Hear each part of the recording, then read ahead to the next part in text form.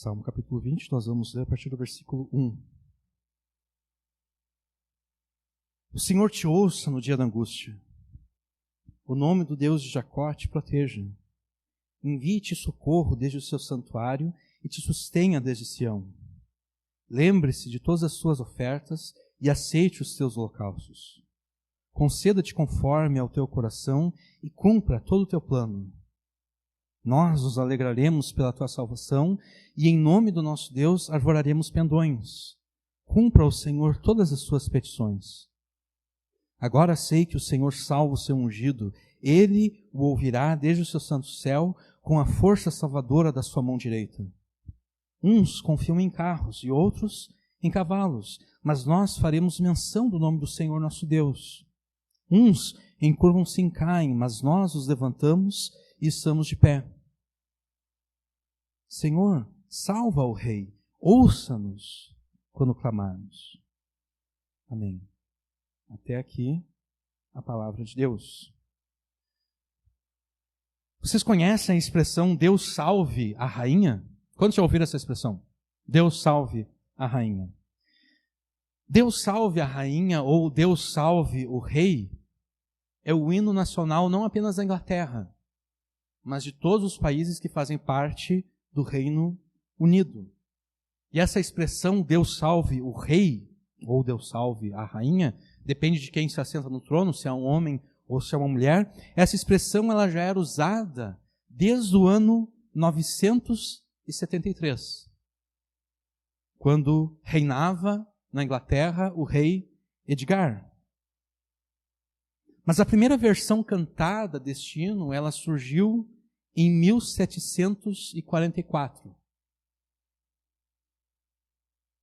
E ela foi cantada como uma forma de mostrar apoio ao rei George II.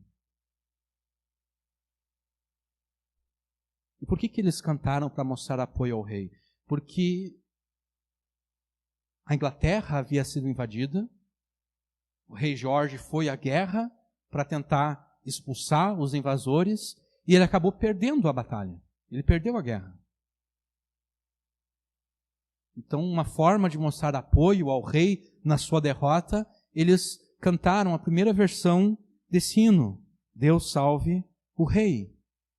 E como eu disse antes, o hino varia entre Deus salve o rei e Deus salve a rainha, a depender de quem está assentado no trono da Inglaterra.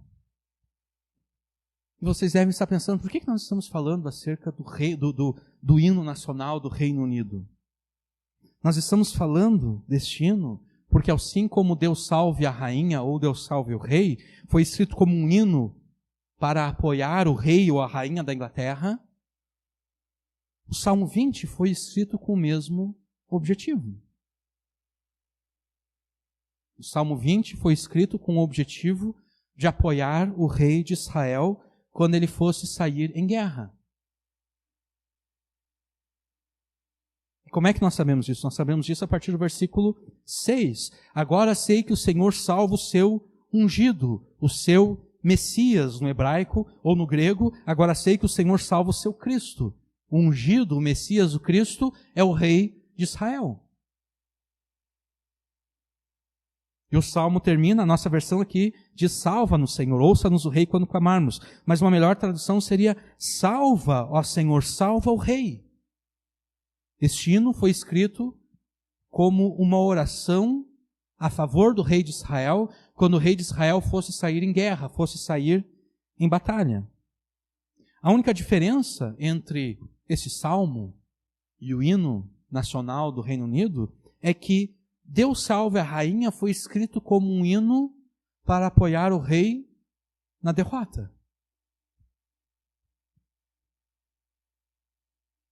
Já o Salmo 20 foi escrito como uma oração a Deus para que Deus dê vitória ao rei de Israel antes dele sair à guerra, antes dele sair à batalha como comandante dos exércitos de Deus.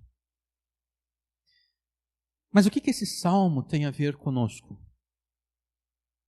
hoje? Porque, afinal de contas, nós não somos judeus vivendo debaixo do governo de Davi, ou de Salomão, ou de qualquer um outro rei de Israel.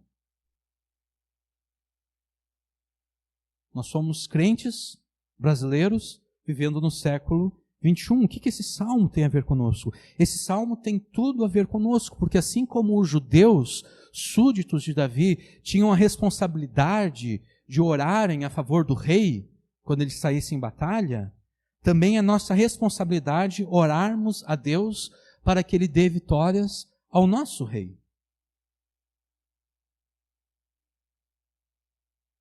E quem é o nosso rei?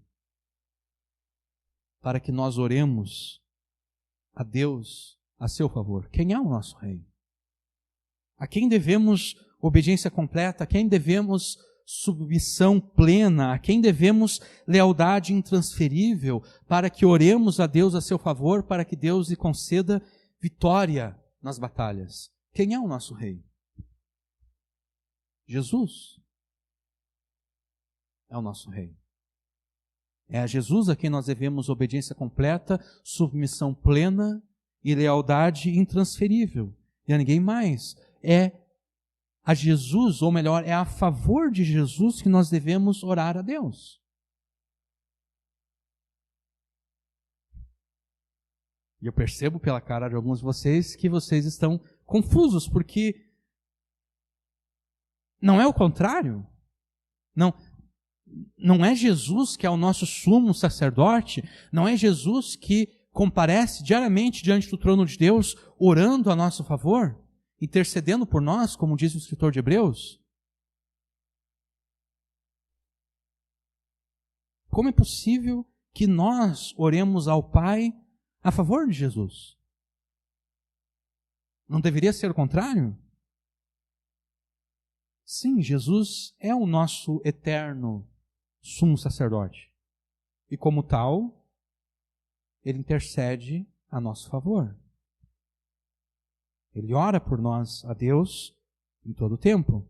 Mas além de ser o nosso sumo sacerdote eterno, Jesus é também o nosso rei.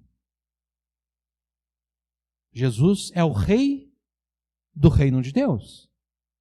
E Jesus nos ensinou que ao orarmos ao Pai, devemos dizer o quê? Devemos dizer, venha o teu reino. O antigo Israel foi a expressão do reino de Deus sobre a terra. Mas agora, a expressão do reino de Deus sobre a terra é a igreja.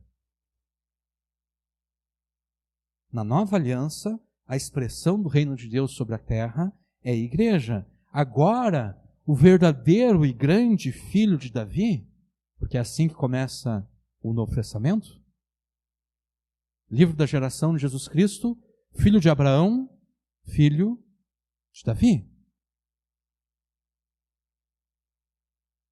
Aquele que deve reinar sobre o trono da casa de Davi. Agora, o verdadeiro e grande filho de Deus, aquele filho a quem Deus prometeu, que Deus prometeu a Davi por meio de uma aliança, que reinaria eternamente sobre o seu trono, agora Jesus está assentado sobre o trono de Davi. Não na Jerusalém terrena, que é escrava com os seus filhos, mas na Jerusalém que é de cima. O trono de Davi foi elevado à destra de Deus, e Jesus se assentou sobre esse trono.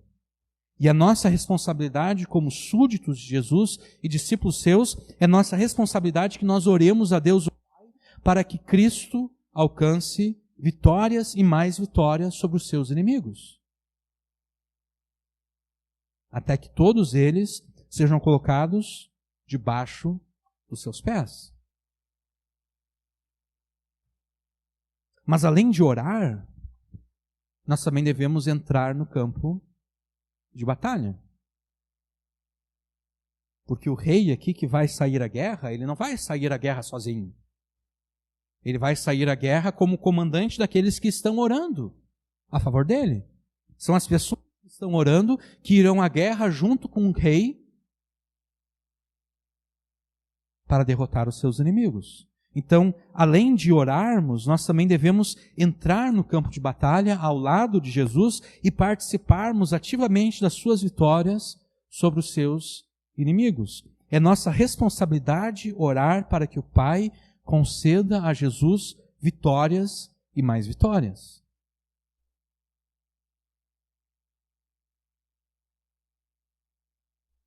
E se a gente não vê Jesus alcançando vitórias e mais vitórias, por que será?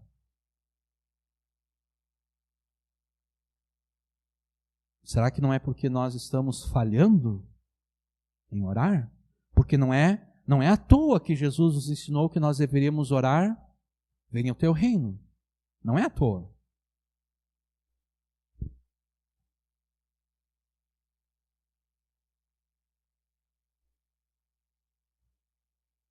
O Salmo 20 nos ensina que devemos orar com fé a favor da expansão do reino de Deus e trabalhar com confiança a favor dessa expansão. Mas o Salmo 20 também nos ensina uma outra coisa. O Salmo 20 nos ensina que Deus não é injusto para se esquecer daqueles que oram a favor do seu reino e trabalham a favor da expansão do seu reino.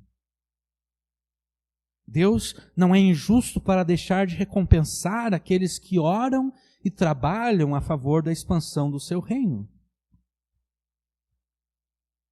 Nosso Pai recompensa ricamente a todos os seus filhos que, com prioridade, buscam o seu reino e a sua justiça.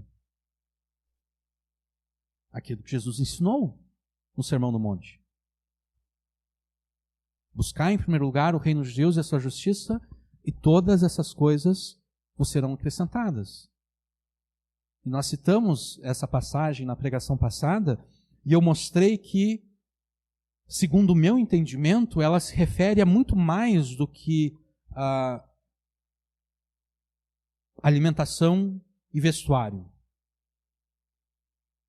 Jesus cita a alimentação e vestuário apenas como exemplos das coisas que nós precisamos, mas nós precisamos de muito mais coisas além de alimentação e vestuário. Deus não é injusto para esquecer daqueles que oram a favor da expansão do seu reino. Deus não é injusto para deixar de recompensar aqueles que trabalham a favor da expansão do seu reino. Nós não estamos em tempos de paz.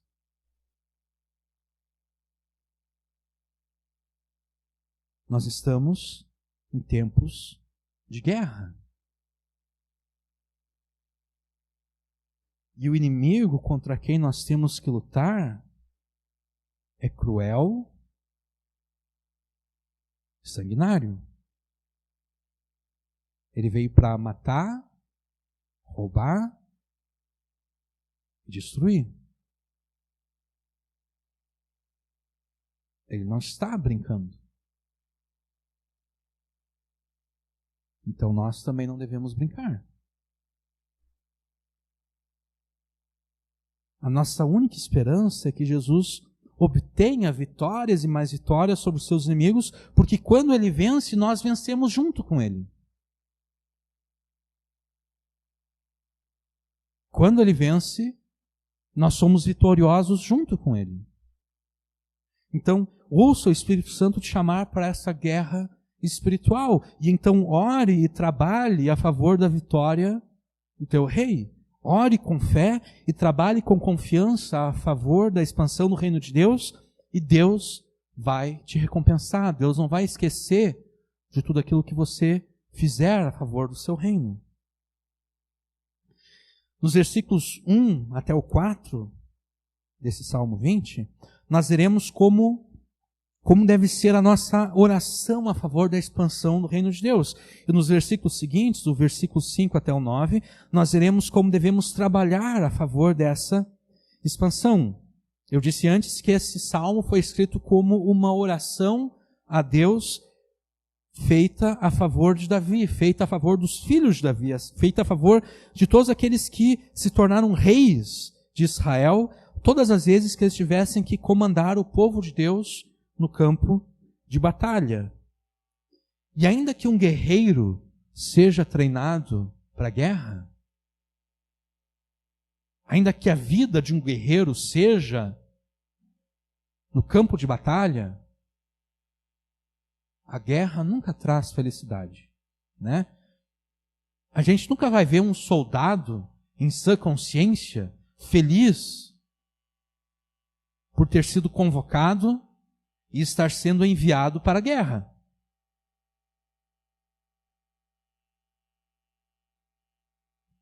Por melhor que tenha sido o treinamento dele, por mais que todo o foco dele seja a guerra, seja a batalha, ele não fica alegre por ir à guerra.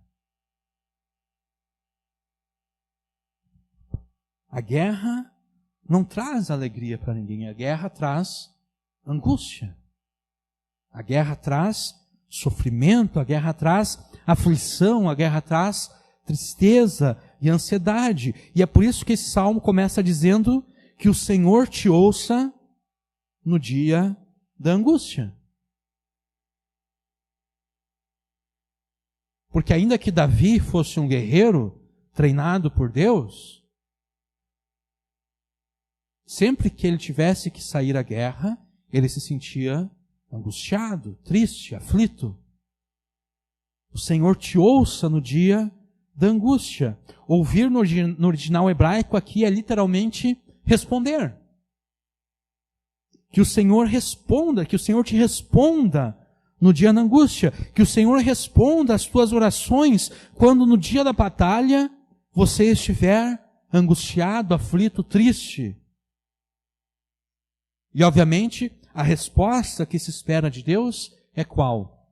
É uma resposta que garanta a vitória. É uma resposta que garanta a proteção e a vitória do rei sobre os seus inimigos. É por isso que o versículo 1, no seu paralelismo poético, ele termina da seguinte forma: o nome do Deus de Jacó te proteja.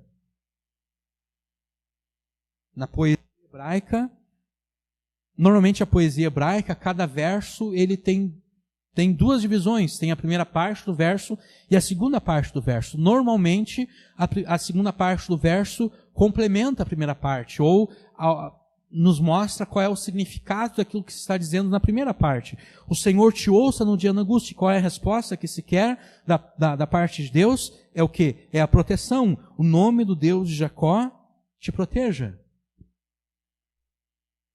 Nós devemos notar aqui que não está escrito que o Deus de Jacó te proteja. Nós devemos notar que está escrito que o nome do Deus de Jacó te proteja.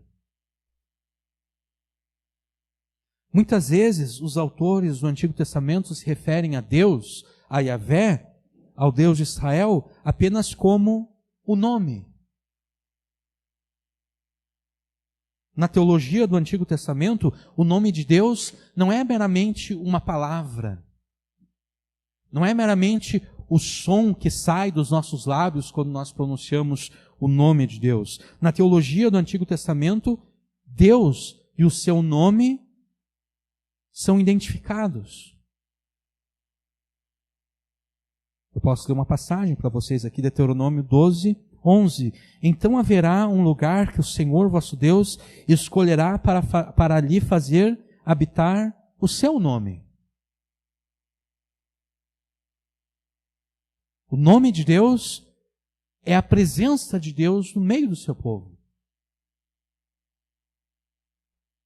O nome de Deus não é apenas uma palavra escrita ou um som pronunciado. O nome de Deus é a presença de Deus no meio do seu povo. Além de estar identificado com o próprio Deus, o nome de Deus também o representa. Quando o nome de Deus é colocado sobre alguém, é associado a um mediador entre Deus e o povo. Por exemplo, eu vou ler para vocês aqui Êxodo 23, versículos 20 até o 22. Eu envio um anjo à tua frente para guardar-te pelo caminho e conduzir-te ao lugar que preparei para ti. Dá atenção a ele, dá atenção a esse anjo e atende a sua voz. Não sejas rebelde contra ele, porque não perdoará a tua rebeldia. porque nele está o meu nome.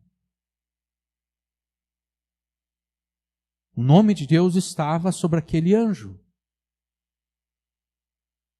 Que nós sabemos é uma versão pré-encarnada de Jesus. O anjo do Senhor, normalmente essa expressão, anjo do Senhor, quando os homens do Antigo Testamento viram o anjo do Senhor,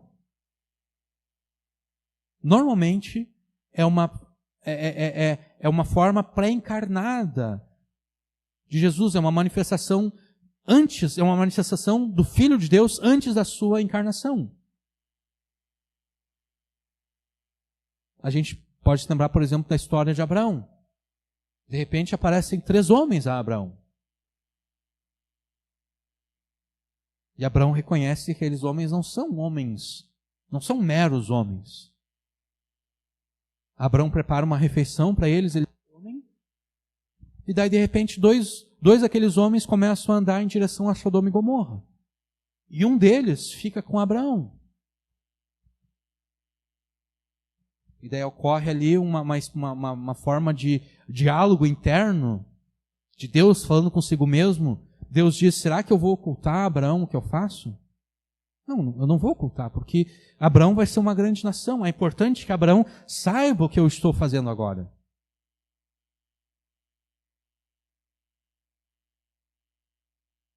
Aquele homem não era um mero homem. Era o anjo do Senhor. Era o próprio Senhor, era o próprio Deus se manifestando a Abraão. Por que é importante nós sabermos dessa teologia do nome de Deus no Antigo Testamento? Por que é importante nós sabermos disso? Por enquanto, é só importante nós sabermos que é importante. Nós veremos um pouquinho mais adiante no sermão a importância disso para nós. Além da teologia do nome de Deus presente nesse salmo, nós devemos perceber que Deus aqui, no final do versículo 1, não é meramente chamado de Deus, é chamado de o Deus de Jacó. O nome do Deus de Jacó te proteja. A menção ao Deus de Jacó traz à memória que a história de Deus com Israel e o interesse de Deus no povo de Israel não é algo recente, não é algo passageiro. Deus está interessado naquele povo há muito tempo.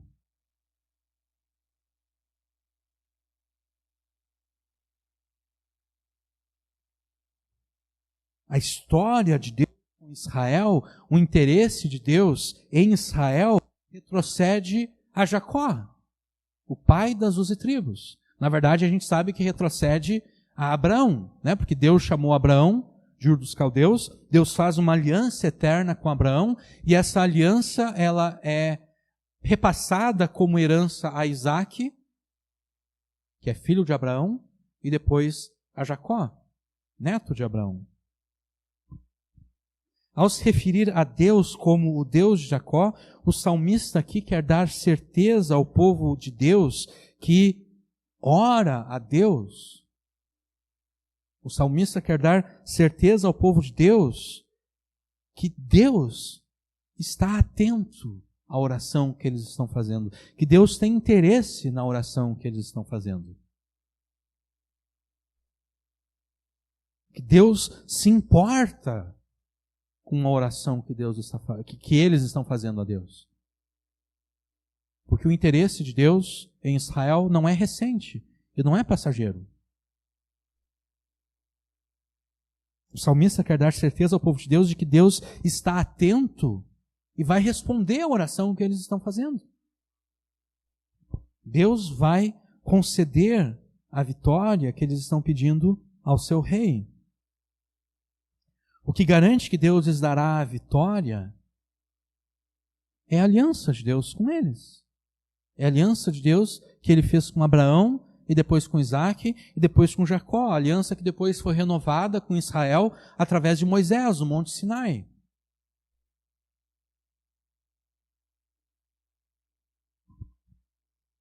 Mas, e isso é muito importante nós entendermos, a aliança de Deus com o seu povo jamais deve levar o povo de Deus a presumir de si mesmo. A aliança de Deus com o seu povo jamais deve levar o povo de Deus a presumir dos planos de Deus. Por isso que em vez de gerar um comportamento arrogante de nós já ganhamos a batalha, a aliança de Deus conosco deve nos levar à humildade e à dependência de Deus, que se mostra através da oração. É por isso que eles continuam orando no versículo 2. Eles não presumem de si mesmos nem da aliança de Deus. Eles continuam orando. Envie-te socorro desde o seu santuário, te sustenha desde Sião. Em vez de pensar que a batalha e a guerra já estavam ganhas, o povo de Deus continua a sua oração a Deus a favor do seu rei. Eles pedem que desde o seu santuário nos céus, Deus envie socorro, sustento e força e apoio ao rei no campo de batalha. E daí nos versículos 13 e 4, lembre-se que Deus lembre-se de todas as tuas ofertas, que Deus aceite todos os teus holocaustos, que Ele te conceda conforme ao teu coração e cumpra todo o teu plano. Eles também pedem que Deus, na sua boa vontade, se lembre e aceite todas as oferendas e todos os sacrifícios que o rei havia oferecido a Deus. E que, segundo essa boa vontade que aceita essas ofertas e sacrifícios, que Deus cumpra os planos e os desejos do rei no campo de batalha. Ainda que nós não vivamos debaixo da antiga aliança,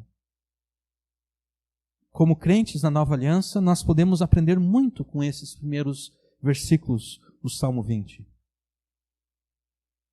E talvez a coisa mais importante que nós devemos aprender é que jamais devemos presumir nem de nós mesmos e nem dos planos de Deus.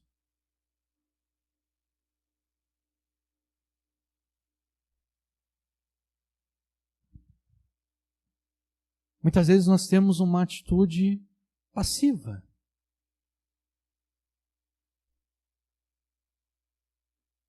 Nós pensamos, não, se é da vontade de Deus trazer salvação ao Brasil e ao mundo, Deus vai fazer isso. Deus vai trazer salvação ao Brasil e ao mundo.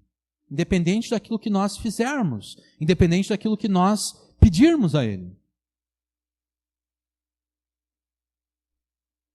Pensamos que se Deus quer salvar as nossas famílias,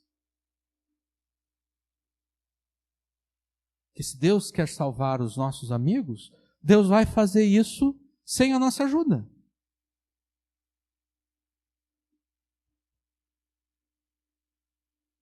Deus vai fazer isso sem a nossa cooperação. Deus vai fazer isso sem a nossa oração. Nós pensamos assim. Nós presumimos de nós mesmos e presumimos dos planos de Deus.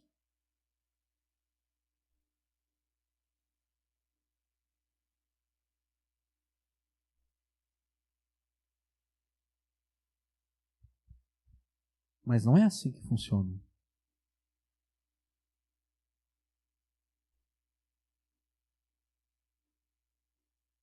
Porque Tiago disse: nada tendes, porque não pedis.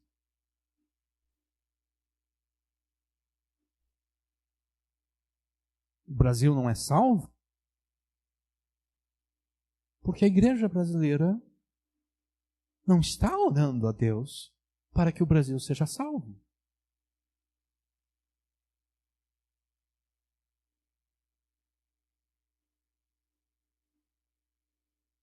O mundo não é salvo porque a igreja, no mundo inteiro, de uma forma geral, tem deixado para lá a sua tarefa de orar a Deus pela salvação do mundo.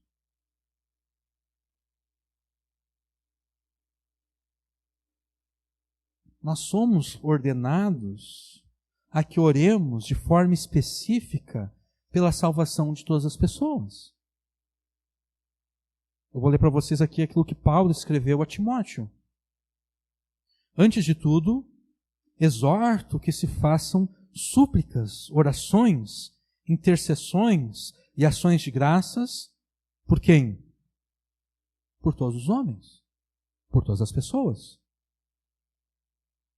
pelos reis e por todos os que exercem autoridade, para que tenhamos uma vida tranquila e serena, em toda piedade e honestidade. Isso é bom e agradável diante de Deus, nosso Salvador, que deseja o quê? Que deseja que todos os homens sejam salvos e cheguem a um pleno conhecimento da verdade, porque há um só Deus e um só mediador entre Deus e os homens, Cristo Jesus, homem. Ele se entregou em resgate por todos, para servir de testemunho a seu próprio tempo. Digo a verdade, não minto, por isso foi constituído pregador e apóstolo, mestre dos gentios na fé e na verdade. Quero que os homens orem em todo lugar, levantando mãos santas, sem ódio nem discórdia.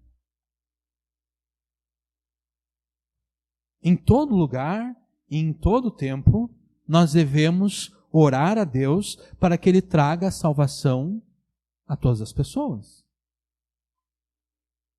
Sejam elas pessoas comuns do povo, sejam elas pessoas com autoridade.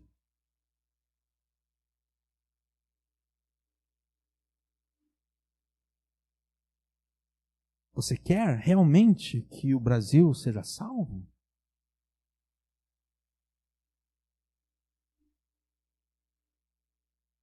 Então, não confie em carros,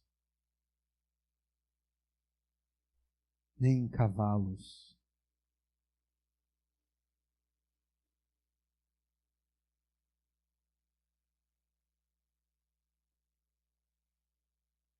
Confie em Deus.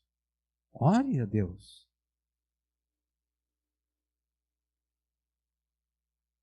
Você quer que os teus amigos sejam salvos? Então ore a Deus pela salvação deles.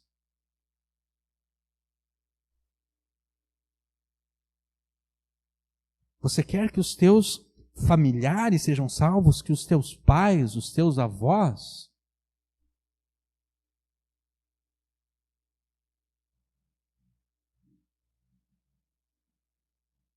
Que os teus filhos, que os teus sobrinhos, que os teus irmãos, que o teu cônjuge, que os teus sogros, que os teus cunhados sejam salvos? Então ore pela salvação deles.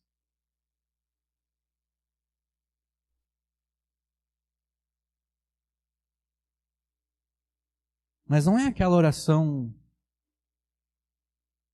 feita sem vontade. Não é aquela oração que a gente faz por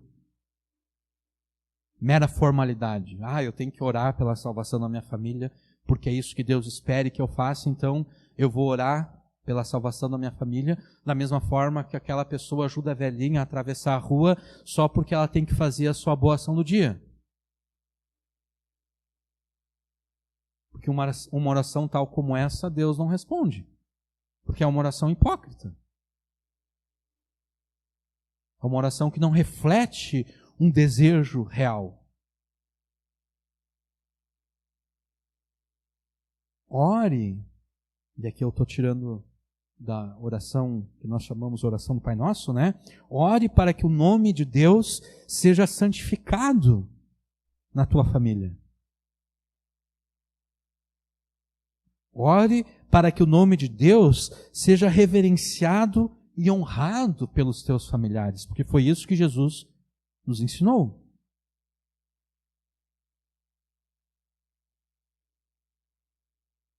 Quando vocês forem orar, digam o seguinte: Pai nosso que estás no céu, santificado seja o teu nome.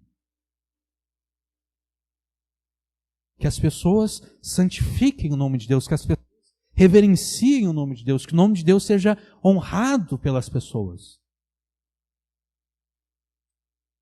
Ore para que o reino de Deus venha até a tua família.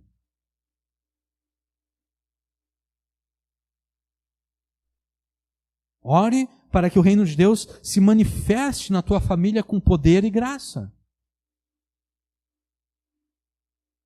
Ore para que os teus familiares obedeçam à lei de Deus, da mesma forma que os anjos no céu obedecem às ordens de Deus.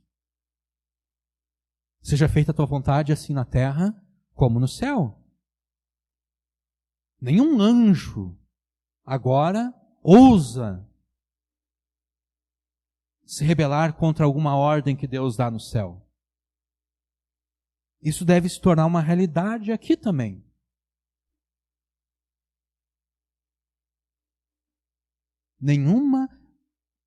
Jesus nos ordena que nós oremos para que nenhuma pessoa ouse desobedecer a palavra de Deus. Da mesma forma que nenhum anjo ousa desobedecer a vontade de Deus nos céus.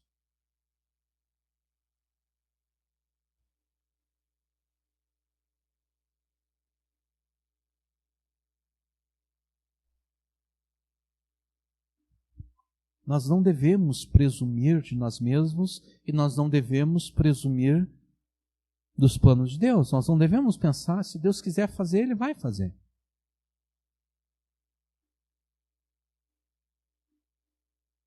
Porque afinal de contas, Deus é soberano. Sim, Deus é soberano.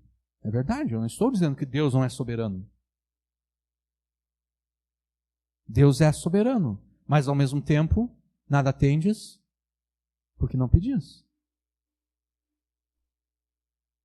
Porque se Deus não fosse soberano, nem fazia sentido pedir algo a Deus. Porque o que um Deus que não é soberano poderia fazer? Um Deus que não é soberano sobre a história humana não pode fazer nada. Ele até pode ouvir as orações, mas a única resposta que ele pode dar é a seguinte: olha, eu até gostaria de te ajudar, mas eu não tenho poder para te ajudar, eu não sou soberano. Deus é soberano, e nada tendes, porque não pedis. E por que nós não pedimos? Porque nós presumimos de nós mesmos, nós presumimos da vontade de Deus, nós presumimos dos planos de Deus. Lute em oração pela salvação da tua família. Para que eles sejam libertos da escravidão do pecado, para que eles sejam libertos das garras do diabo.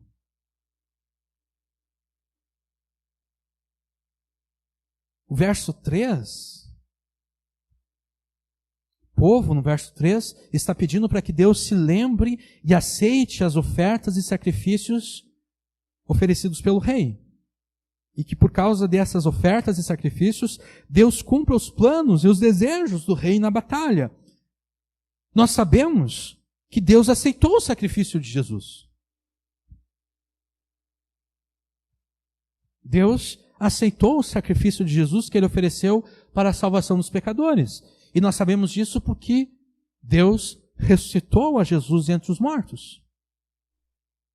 A morte de Jesus foi aceita por Deus como um sacrifício válido para a salvação dos pecadores. Isso quer dizer que Deus cumprirá os planos e os desejos de Jesus na guerra espiritual pela alma das pessoas.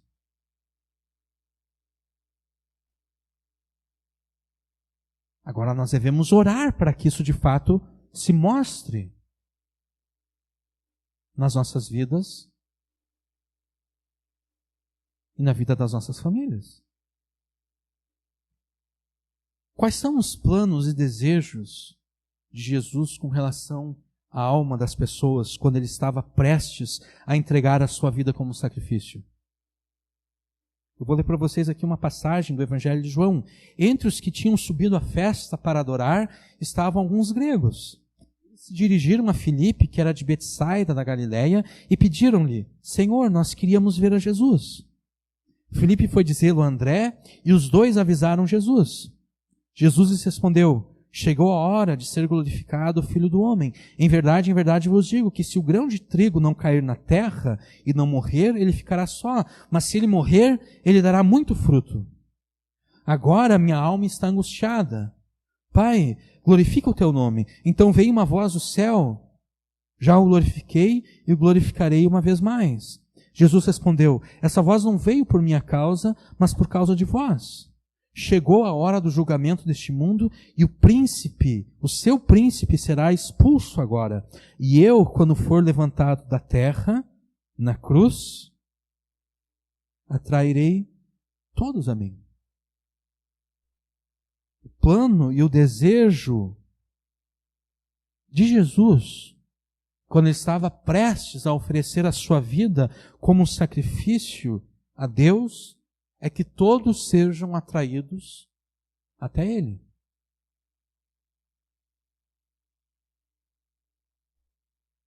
É que a morte dele dê muito fruto. Agora compete a nós orarmos para que isso de fato aconteça. Como o povo de Israel orou aqui no versículo 3, no versículo 4. Lembre-se de todas as tuas ofertas e aceite seus holocaustos. Conceda-te conforme ao teu coração. Cumpra todo o teu plano. Nós devemos orar a Deus para que, de fato, todas as pessoas sejam atraídas a Jesus.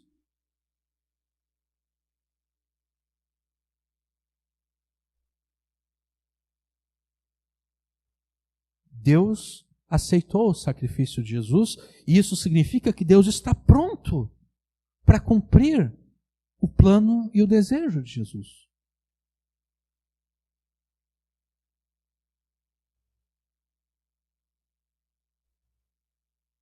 Mas nós não somos chamados o corpo de Cristo em vão.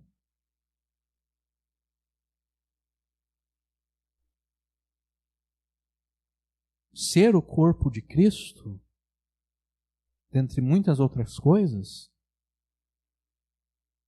significa que nós somos responsáveis por colocar em prática a vontade de Jesus.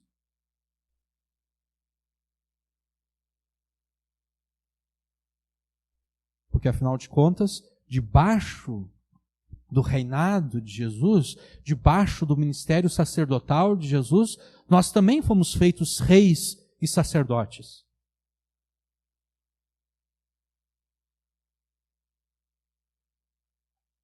Isso quer dizer que nós devemos reinar com Jesus e nós devemos interceder com Jesus. A nós foi dado o privilégio de, junto com Jesus, reinarmos e comandarmos a história desse mundo por meio da oração.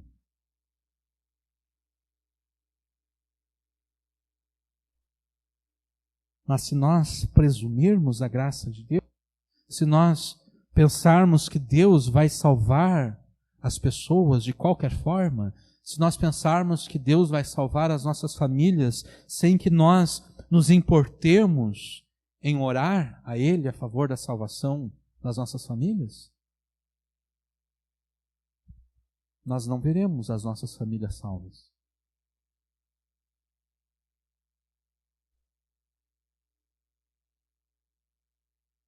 Nós veremos as nossas famílias, junto com os demais, se encaminhando para a perdição eterna.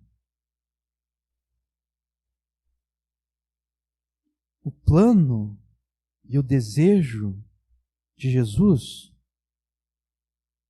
é trazer salvação a todas as famílias da terra. Em ti, Deus disse a Abraão, em ti serão benditas todas as famílias da terra. Através da semente de Abraão, através do filho de Abraão, todas as famílias da terra serão abençoadas. O plano e o desejo de Deus é que a tua família seja uma dessas famílias abençoadas.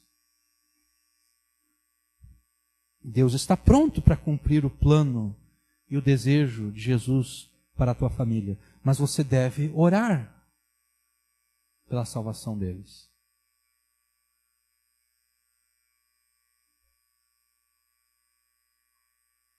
Ore para que a morte de Jesus não tenha sido em vão pela tua família. Ore para que a tua família possa lucrar com a morte de Jesus. Possa ser abençoada com o sacrifício de Jesus. E no meio dessa guerra espiritual pela salvação da tua família, pela salvação da cidade onde tu mora, da salvação no restante do Brasil e do mundo, muitas vezes você vai enfrentar a angústia, a tristeza, a aflição, porque é isso que a guerra faz, né? Nós dissemos antes, a guerra não traz alegria.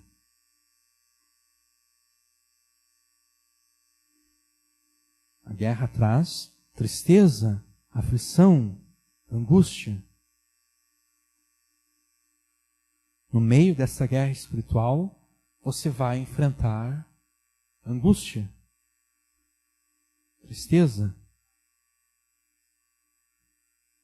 Jesus sofreu todas essas coisas. Jesus sofreu angústia, aflição, tristeza durante a sua vida terrena. Ele é chamado de o homem de dores. O homem que sabe o que é padecer.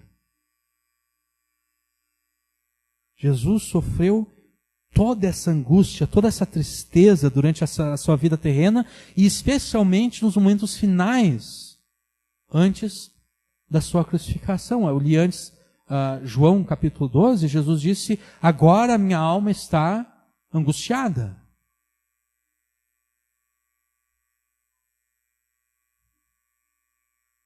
A alma de Jesus estava angustiada momentos antes da sua crucificação, e a alma de Jesus estava terrivelmente angustiada enquanto ele estava pregado na cruz. Mas agora Jesus não está mais angustiado. Jesus já venceu.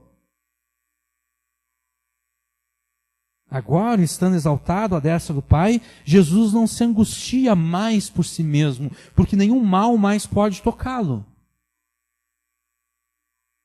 Mas ainda que Jesus não se sinta angustiado por si mesmo, ele sente toda a angústia que o seu povo sente. Por si mesmo ele não se angustia mais.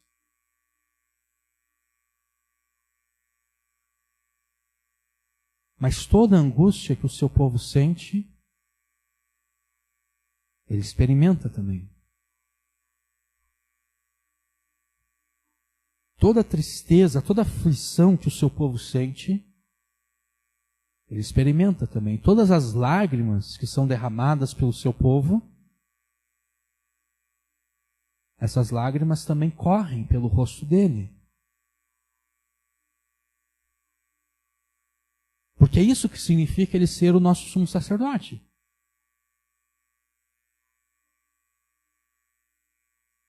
Nosso intercessor. Paulo estava perseguindo a igreja e quando Jesus aparece para ele, Jesus diz, Saulo, Saulo.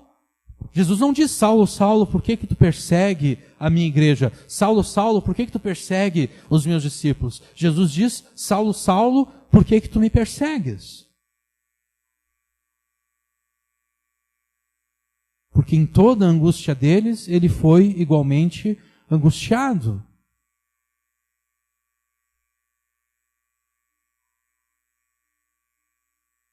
Existe uma ligação especial e espiritual entre Jesus e o seu povo.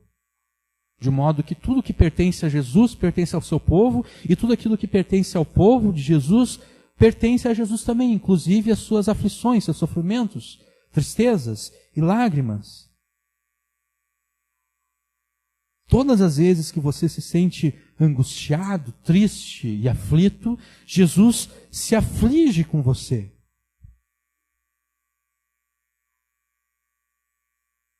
Chora com você, se desespera com você. E aqui que nós percebemos a importância da teologia do nome de Deus que nós vimos antes. Porque o Novo Testamento continua essa teologia do nome de Deus, atribuindo o nome de Deus agora a Jesus. O próprio Jesus disse de si mesmo, em João capítulo 17, o seguinte: manifestei o teu nome aos homens que do mundo me deste. Eram teus e tu os deste a mim, e eles obedeceram a tua palavra.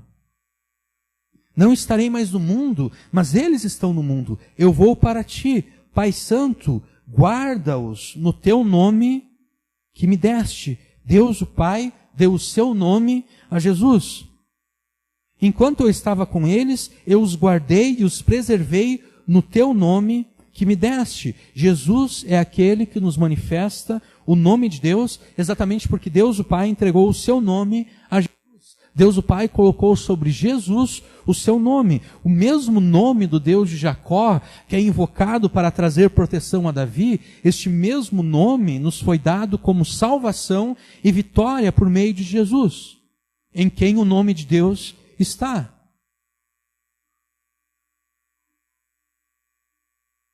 Que no dia, então, em que você estiver angustiado, triste, desanimado, que Deus responda às suas orações conforme este salmo.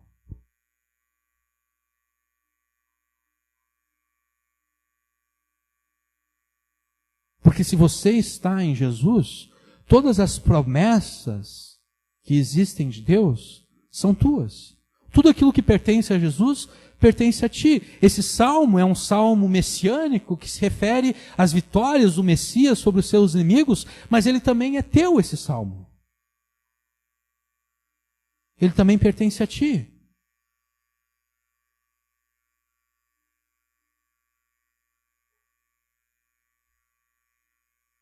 Que Deus te ouça no dia da angústia. Que o nome do Deus de Jacó te proteja, que desde o seu santuário nos céus, Deus envie socorro para você. E força, e apoio, e sustento no meio da guerra, no meio da batalha.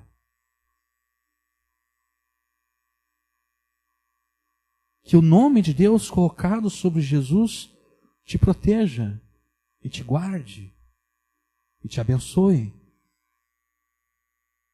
e te proporcione salvação e bênção. Que todas as vezes em que você se sentir angustiado, que você apresente essa angústia a Deus, pedindo a Ele socorro e salvação.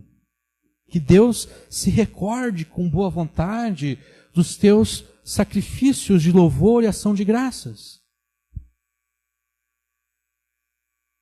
Que Deus se recorde com boa vontade da tua obediência a Ele. E que com essa mesma boa vontade, Ele cumpra os desejos do teu coração, que Ele cumpra os teus planos.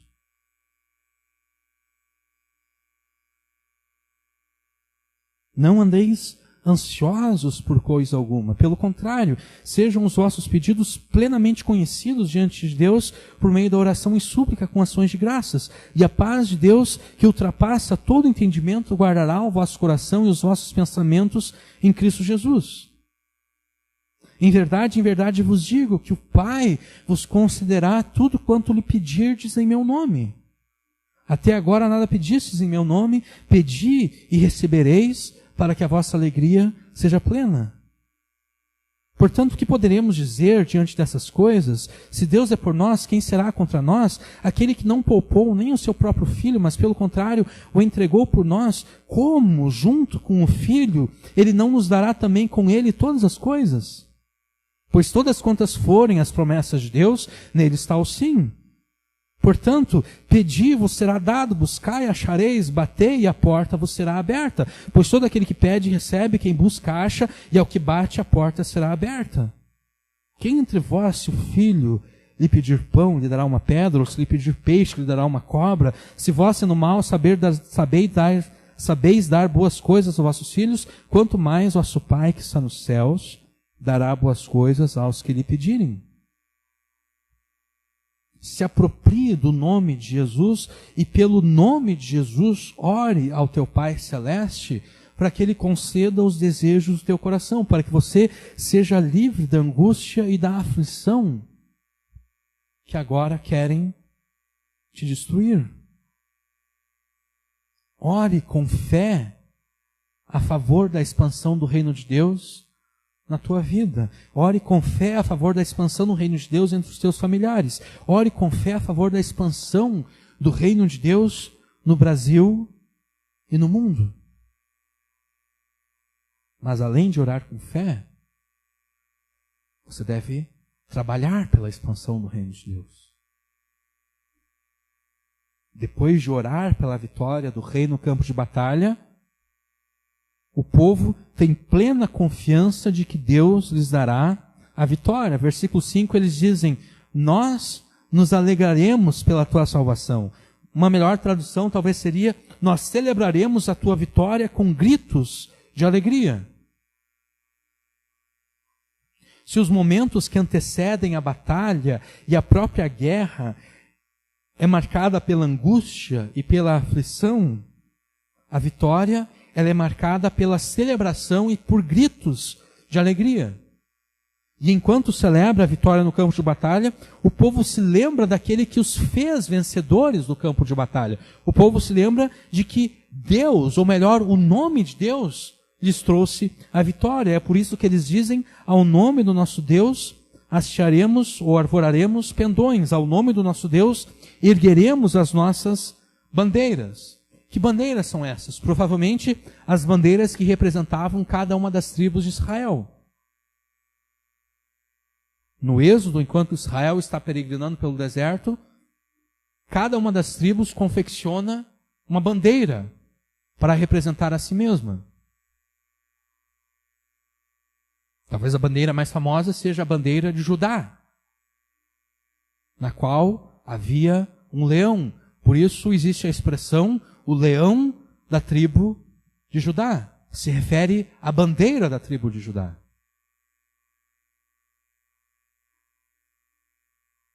Quando a vitória tivesse sido alcançada, eles ergueriam e tremulariam as suas bandeiras em louvor a Deus, em reconhecimento de que foi Deus, o Deus da aliança, que lhes deu a vitória no campo de batalha.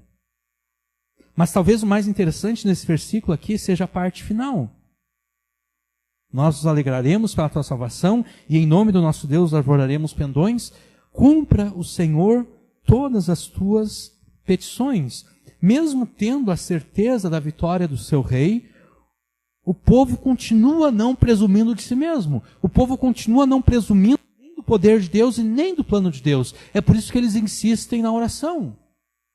Eles já têm a certeza da vitória, mas eles continuam orando.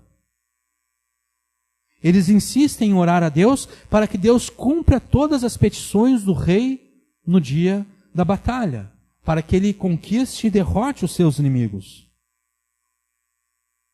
E então no versículo 6, o rei fala, contagiado pela fé e confiança que o povo demonstra em Deus e na vitória que Deus lhe dará no campo de batalha, agora o próprio rei exclama com fé e confiança: agora sei que o Senhor, porque antes estava no plural, né? Nós nos alegraremos. Agora o versículo 6 está no singular. Agora sei que o Senhor salva o seu ungido. Ele o ouvirá desde o seu santo céu com a força salvadora da sua mão direita. Agora eu sei que o Senhor salva e dá vitória ao seu ungido, ao seu Messias, ao seu Cristo. Agora sei que desde o seu santo céu o Senhor responde com o poder salvador da sua destra poderosa.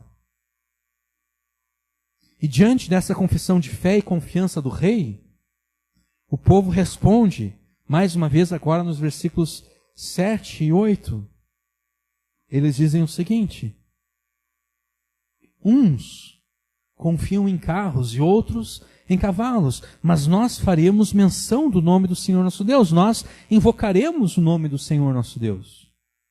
Uns encurvam-se e caem, mas nós nos levantamos e estamos de pé. Diante da declaração de fé e confiança do rei, o povo responde que enquanto seus inimigos confiam na sua própria força? Confiam em carros e cavalos? Eles, o povo de Deus, confiam unicamente no nome do seu Deus. E enquanto os inimigos de Deus confiam em si mesmo e na sua força, o povo de Deus confia e invoca unicamente o nome do seu Deus. E é por isso que, mesmo estando de pé, os inimigos de Deus serão derrotados e cairão envergonhados. Mas o povo de Deus, mesmo estando prostrado em aparente derrota, será levantado em vitória e firmado com os seus pés, e aqui eu completo, sobre a rocha. E então o Salmo chega ao seu final, no versículo 9. Ó Senhor, salve o Rei. Eu estou mudando aqui um pouquinho a nossa tradução, né? Ó Senhor, salve o Rei. Ouça-nos quando clamarmos. O povo pede que Deus conceda a vitória ao Rei. Eles continuam não presumindo nem de si mesmos e nem do plano de Deus. Eles continuam orando a Deus. Salve o Rei, Senhor. Ouça-nos quando nós clamarmos a Ti. Ouça todas as vezes que nós orarmos a Ti por salvação e vitória. A parte final desse salmo também nos ensina lições valiosas. E a primeira delas eu já até ressaltei para você. Mesmo depois de ter certeza da vitória, eles continuam perseverando e insistindo na oração a Deus. A nossa oração a Deus também deve ser perseverante e insistente.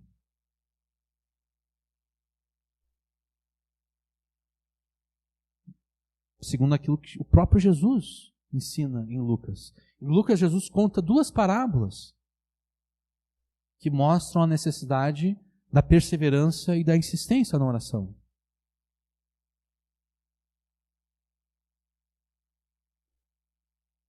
É interessante que em Lucas 11, se eu não me engano, Jesus está orando, e depois que Jesus termina de orar, os seus discípulos se aproximam de Jesus e pedem a ele: Senhor, ensina-nos a orar.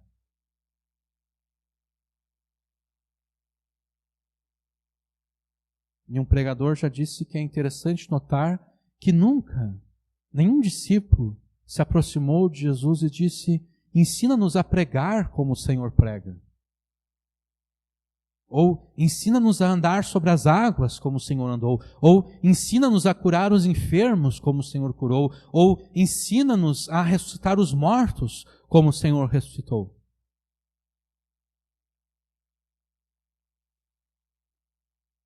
E esse pregador, ele diz que talvez a coisa mais impressionante de Jesus, aquela coisa que mais chamava a atenção em Jesus, não era tanto a sua pregação. Isso é algo interessante, porque a pregação de Jesus chamava a atenção, né? O povo comparava a pregação de Jesus com a pregação dos fariseus e dos escribas. E o povo percebia: Jesus fala com poder, Jesus fala com autoridade. A pregação de Jesus era diferente da pregação dos escribas e fariseus, era diferente de tudo aquilo que o povo de Israel já tinha ouvido. E ainda assim, o que mais chamava a atenção em Jesus, nos seus discípulos, não era a sua pregação. Era a vida de oração de Jesus.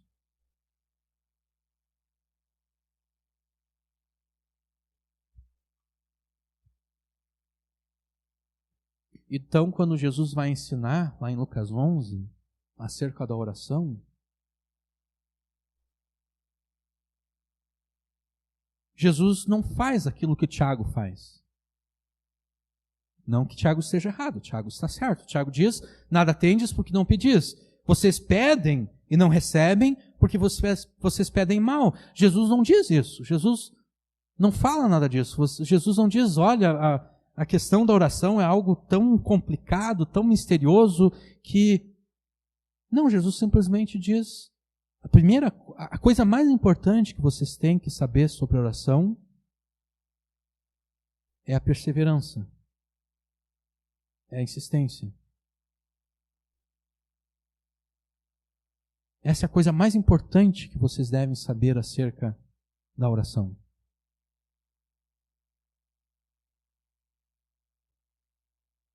A coisa mais importante que vocês devem saber acerca da oração é que quando vocês oram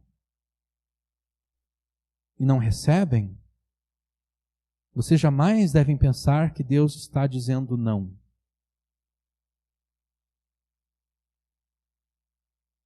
Porque ele conta a parábola, né, do homem que foi até a casa do seu amigo, bate na porta e a resposta do amigo é: não, eu não vou me levantar para te dar o pão. Jesus conta a parábola para dizer o seguinte: ele continua batendo. Ele continua batendo. Até que o cara lá fica tão irritado que resolve se levantar e dar aquilo que o seu amigo está pedindo.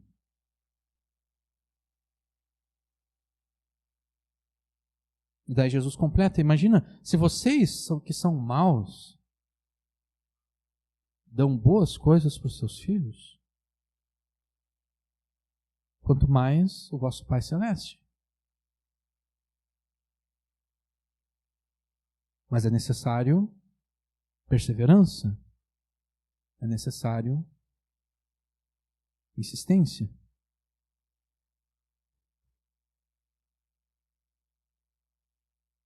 Devemos continuar orando a Deus com perseverança e insistência pela expansão do seu reino nas nossas vidas, nas nossas famílias, entre os nossos amigos, na nossa cidade, no Brasil e no mundo. Nós devemos ser insistentes nessa oração, mesmo que pareça que nada esteja acontecendo.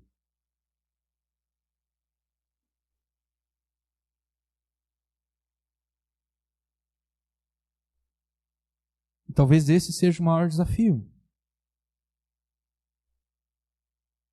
Porque a gente gostaria de ver pelo menos um pouquinho de avanço, né? Para pelo menos ter a certeza: poxa vida, eu já percebi que Deus está ouvindo. Não é tudo aquilo que eu já pedi a Deus, mas eu estou vendo que está dando certo.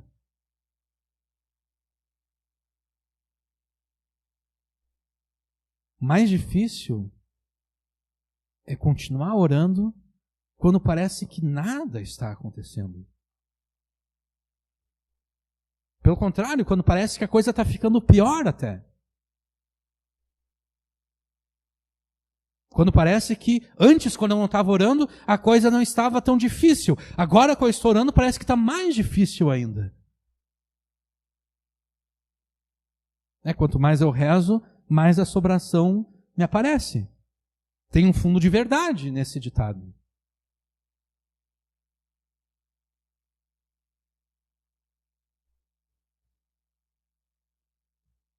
Devemos ser insistentes na oração, mesmo que pareça que nada esteja acontecendo. Nós devemos ser perseverantes nessa oração, mesmo que pareça que nada jamais vai acontecer.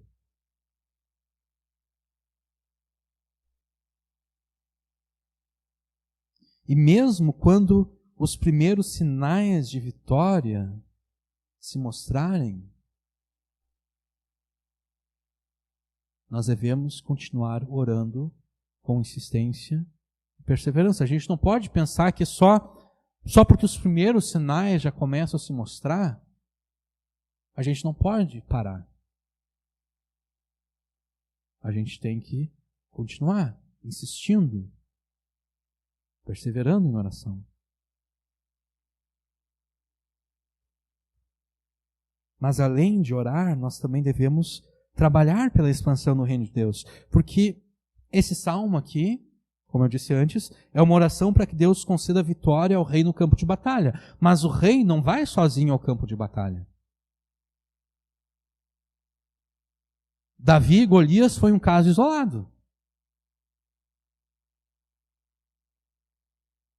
O rei, quando ia ao campo de batalha, ele não ia sozinho, ele ia comandando o seu povo no campo de batalha. É por isso que nos versículos 6 e 7, o povo fala de si mesmo no campo de batalha. Versículos 6 e 7 não, versículos 7 e 8. Aqui o povo está falando no campo de batalha.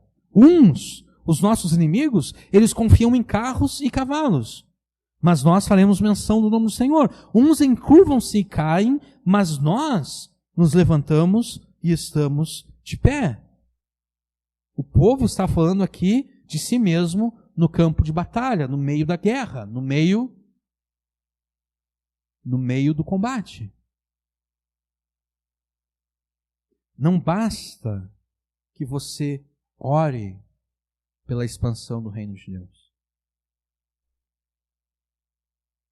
É necessário que você trabalhe pela expansão do reino de Deus. Porque orar e não trabalhar é um tanto quanto hipócrita, né? Imagine se eu, fazendo uma ilustração agora, imagina se eu estou desempregado.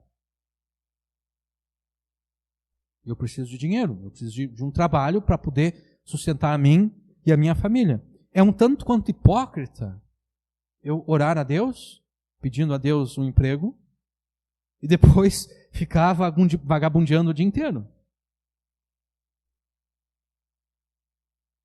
O mínimo que Deus espere que eu faça é que eu ore para que Ele me dê um emprego, e então eu saia procurando emprego por aí.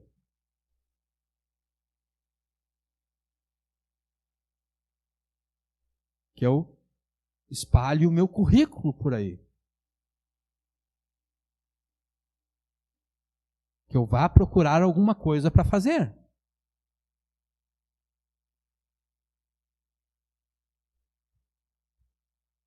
É uma hipocrisia você orar pela salvação dos teus familiares e não pregar o evangelho aos teus familiares. É o mesmo que orar por um emprego e depois não querer procurar emprego.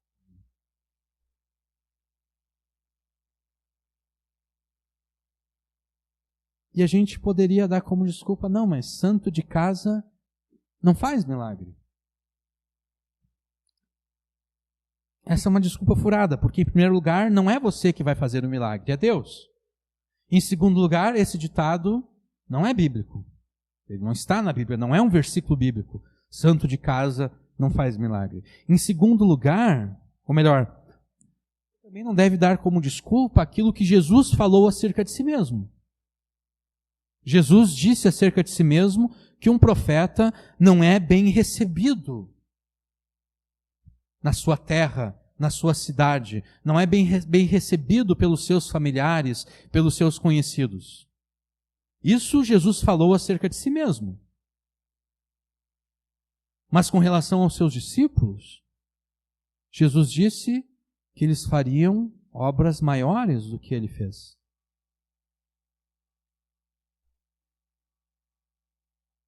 Jesus foi rejeitado pelos seus.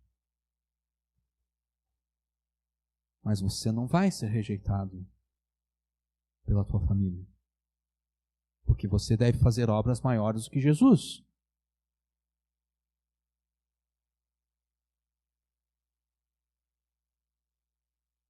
Ore a favor da salvação da tua família e então pregue o evangelho à tua família.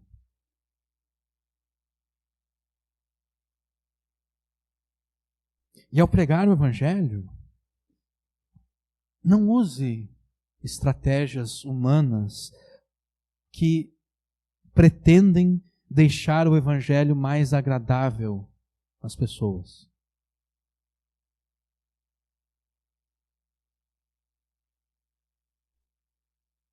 Você não deve confiar na tua força, nem na tua esperteza, porque, com todo respeito, você é fraco e não é muito esperto.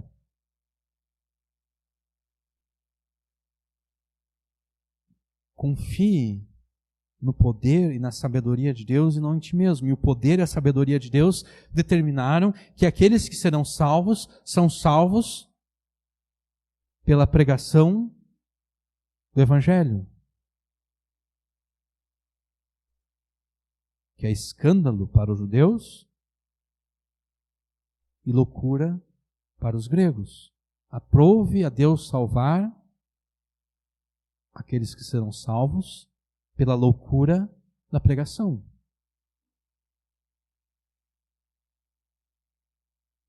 Apresente o Evangelho tal como ele é, conclamando as pessoas para que elas se arrependam dos seus pecados e creiam em Jesus para serem salvas. E quando você começar a ver a vitória e o triunfo de Jesus na tua família e nos teus amigos, trazendo salvação a eles, você celebrará o triunfo de Jesus como povo aqui, com gritos de alegria, que louvam a Deus pela salvação que Ele derramou sobre as pessoas a quem você ama.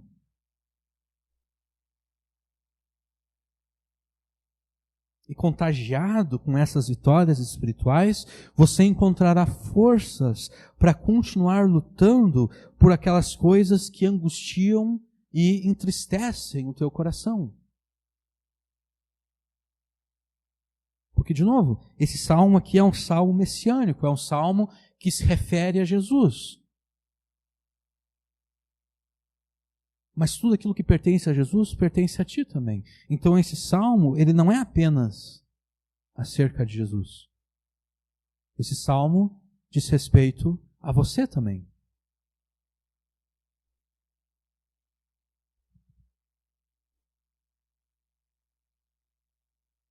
Você deve lutar com Deus em oração por tudo aquilo que te aflige, por tudo aquilo que angustia o teu coração, até que essas coisas se cumpram na tua vida.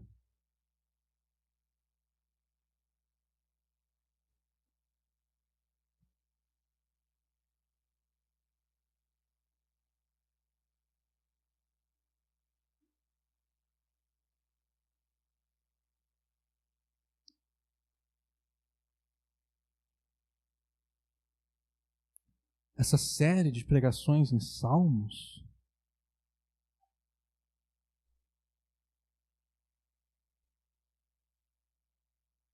talvez pareça a vocês que ela tem sido fácil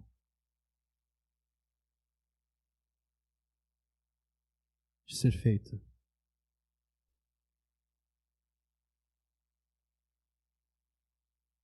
Mas a verdade é que ela não é fácil.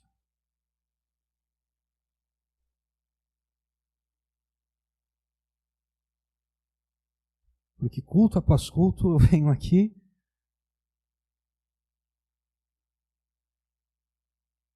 citando aquilo que aparece nesses salmos.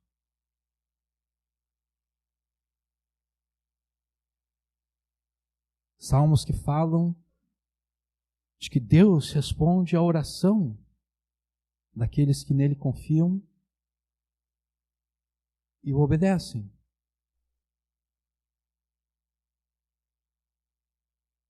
Há 2 semanas atrás, nós pregamos o Salmo 18. O Salmo 18, na verdade, deveria ter sido pregado há 3 semanas atrás. Mas há 3 semanas atrás eu não tive condições de preparar a pregação no Salmo 18. Então o que eu fiz? Eu repeti a pregação, eu repeti o Salmo 5.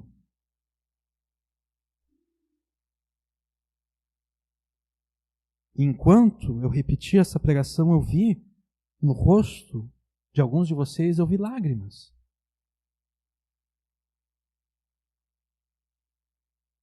E se eu for bem sincero com vocês, eu só não chorei enquanto pregava porque eu me esforcei muito para não chorar. Então, na semana seguinte, eu preguei no Salmo 18, e no Salmo 18, a aplicação que eu achei para aquele salmo é que enquanto você ora a Deus, Deus move céus e terra por você. E da onde eu tirei essa aplicação? A gente pode abrir aqui no Salmo 18 rapidinho? Salmo 18.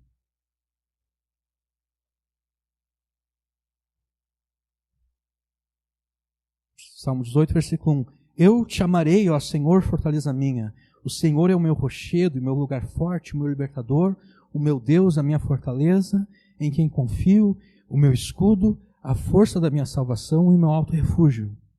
Invocarei o nome do Senhor, que é digno de louvor, e ficarei livre dos meus inimigos. Tristezas de morte me cercaram e torrentes de impiedade me assombraram. Tristezas do inferno me cingiram, laços de morte me surpreenderam. Na angústia invoquei ao Senhor e clamei ao meu Deus. Deus do seu santo templo ouviu a minha voz. Aos seus ouvidos chegou o meu clamor perante a sua face. Então a terra se abalou e tremeu, e os fundamentos dos montes também se moveram e se abalaram, porquanto se indignou. Das narinas de Deus subiu fumaça, e da sua boca saiu fogo que consumia. Carvões se acenderam dele. Abaixou os céus e desceu, e a escuridão estava debaixo dos seus pés. E montou num querubim e voou, sim, voou sobre as asas do vento. Fez das trevas o seu lugar oculto. O pavilhão que o cercava era a escuridão das águas e as nuvens dos céus. Ao resplendor da sua presença, as nuvens se espalharam, e saraiva e as brasas de fogo. E o Senhor trovejou nos céus, o Altíssimo levantou a sua voz, e houve saraiva e brasas de fogo. Mandou as suas setas, e as espalhou, multiplicou raios, e os desbaratou. Então foram vistas as profundezas das águas, e foram descobertos os fundamentos do mundo, pela tua repreensão, Senhor, ao sopro das tuas narinas. Enviou desde o alto, e me tomou e tirou-me das muitas águas. Livrou-me do meu inimigo forte, dos que me odiavam, pois eram mais poderosos do que eu. Surpreenderam-me no dia da minha calamidade, mas o Senhor foi o meu amparo. Trouxe-me para um lugar espaçoso, livrou-me, porque tinha prazer em mim. Até aqui. Esse salmo foi escrito por Davi quando ele foi liberto dos seus inimigos, especialmente de Saul, que o perseguia. E se vocês se lembram, enquanto nós pregávamos aqui, eu disse que se nós fôssemos ler a história de Davi sendo perseguido por Saul, lá em Samuel, nada disso aparece lá. Nada do que Davi escreveu, essa linguagem fantástica aqui, não acontece nada de sobrenatural lá no relato em Samuel.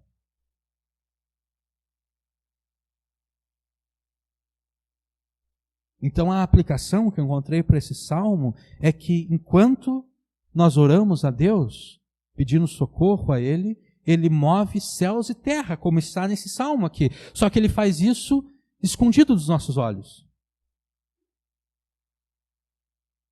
Nós não vemos Ele agindo. Nós não vemos Ele movendo céus e terra a nosso favor. E enquanto, ou melhor, depois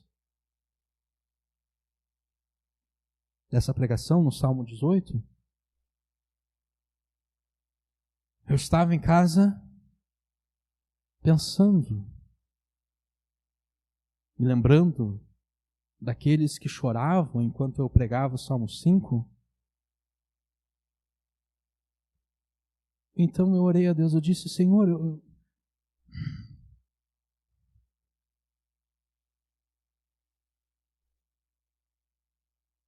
eu tive que levar o teu povo a crer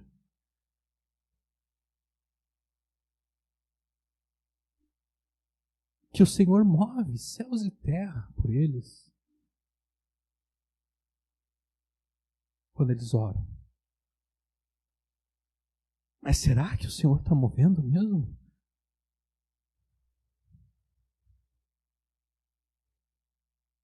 Porque não parece.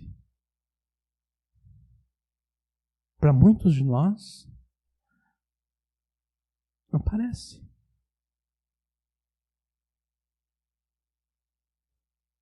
E ontem eu estava conversando com o pai, e o pai disse para mim que essa é a luta de todo pregador.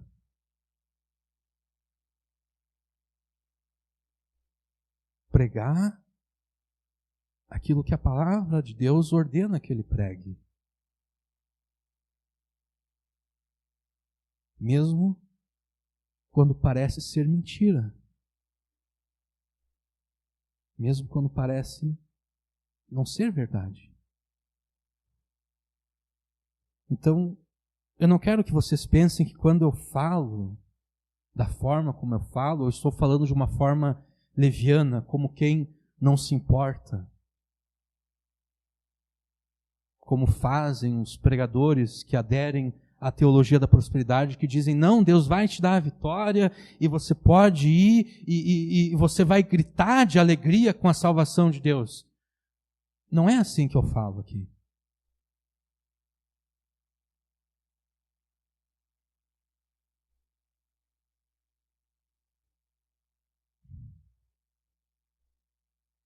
Eu falo como quem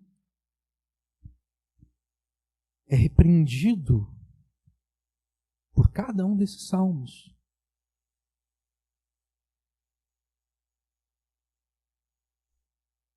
Eu falo como alguém que todo dia percebe a sua incredulidade da mesma forma como aquele pai que procurou Jesus percebeu a sua incredulidade. Jesus perguntou para ele, tu crês que eu posso salvar o teu filho? E ele diz, eu creio.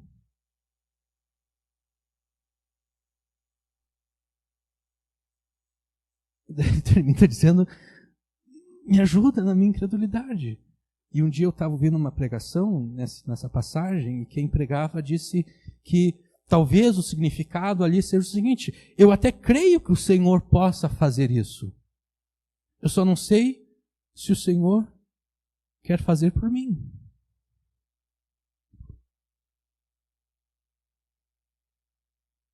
Então,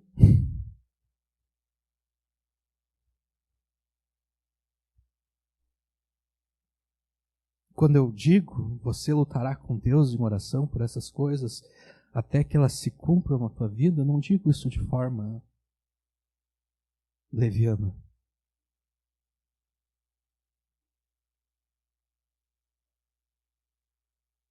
Eu digo como alguém que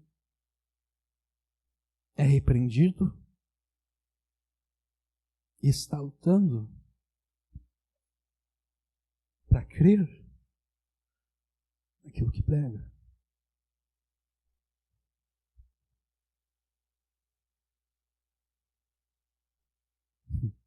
Se você antes gritava de dor e desespero por causa da angústia que sentia, você gritará com alegria pelas vitórias e bênçãos que Deus te dará em respostas às suas orações insistentes e perseverantes. Porque Deus recompensa todos aqueles que oram e trabalham para expandir o seu reino. Então, enquanto você ora e trabalha pela expansão do reino de Deus sobre a terra, ore com perseverança e insistência por todas aquelas coisas que perturbam o teu coração. Ore com fé e perseverança e insistência por todas as coisas que você deseja e precisa, e Deus te dará tudo aquilo que você pedir a Ele.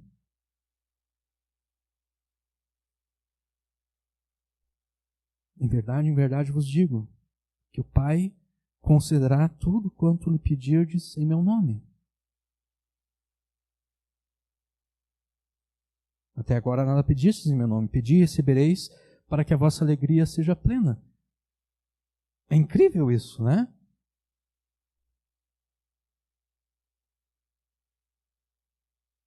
Pedi e vos será dado, buscai e achareis, batei e a porta vos será aberta, pois todo aquele que pede recebe, quem busca acha, e ao que bate a porta será aberta. Quem entre vós, se o filho lhe pedir pão, lhe dará uma pedra, ou então se lhe pedir um peixe, lhe dará uma cobra? Se vós, sendo mal, sabeis dar boas coisas aos vossos filhos, quanto mais vosso Pai que está nos céus dará boas coisas aos que lhe pedirem. Assim como por séculos, os súditos dos reis e rainhas da Inglaterra cantam que Deus salve eles, que Deus salve o rei, Deus salve a rainha, nós, como súditos de Jesus, devemos orar para que Jesus seja vitorioso. Nós devemos orar para que o seu reino alcance toda a terra e todos os povos. Mas além de orar, nós devemos entrar na batalha junto com Jesus. Nós devemos lutar e trabalhar ao lado dele para que o seu reino se espalhe por todo o mundo. E se você fizer isso, se você orar com fé, se você trabalhar com confiança a favor da expansão do reino de Deus, todas as coisas que você tem necessidade te serão acrescentadas. O próprio Jesus lutará por você as tuas guerras e as tuas batalhas pessoais. Porque quando ele vence, nós vencemos junto com ele. Quando ele é vitorioso, nós somos vitoriosos junto com ele.